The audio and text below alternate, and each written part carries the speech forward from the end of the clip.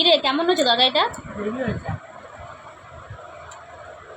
রাতে ডাকিস কেন? তাহলে এখন বাসি তরকারি খাওয়াচ্ছিস আমাকে? রাতে একটু না খেয়ে শুয়েছিলাম, তাহলে আমি খেতে পারতাম শান্তি। রাতে তো বললাম যে রুটি করেছি।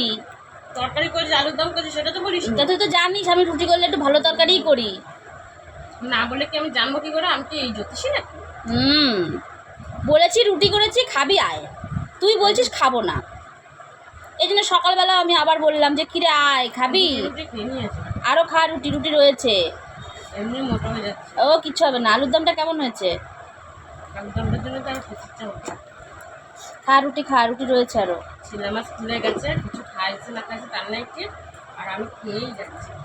আমি তো কালকে রোহিতের কথাও জিজ্ঞাসা করলাম, রোহিত রুটি খাবে? তুই তো বললি না রুটি খাবে না। এই আলুর দমটা যদি দিতেই তাহলে তো দুটো ভাত খেতে পারতাম। আলুর দমটা কেমন হয়েছে একটু ঠিক করে বল তো।